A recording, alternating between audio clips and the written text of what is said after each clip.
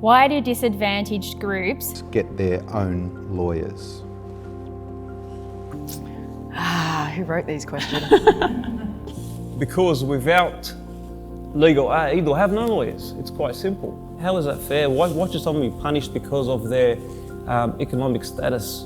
Legal support is really, really expensive. Just like we have Medicare, we have legal aid.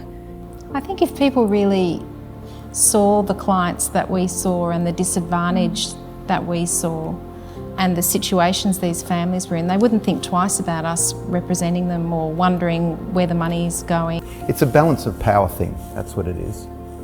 And we've seen, and particularly in more recent times, what happens when some groups have a disproportionate balance of power. It silences and it oppresses other groups. And those groups so often are what we call disadvantaged groups. And on that basis alone, these groups deserve the advocacy and the lawyers to do what's right. But the reality is that there are so many barriers that our clients face. For example, I do family law, so they say, I have a family law problem and they have a family law problem, but I'm paying for my own lawyer. Yes, but you don't have the generational disadvantage that comes with it. Even understanding what is happening can be tremendously difficult. Doing that in a crisis situation can mean it's impossible for many of our clients. So without our support, the courts would actually shut down. That's why disadvantaged people need legal aid. Everyone deserves access to justice, but some people might not have the financial means to do so. And I think a society that doesn't take care of their disadvantaged is not a society that I myself want to live in, or that most Australians would want to live in, really. Those perceptions really do annoy me. The idea that Indigenous Australians get stuff for free, get special treatment. I'm a Darug Barramadigal woman. My community is Western Sydney.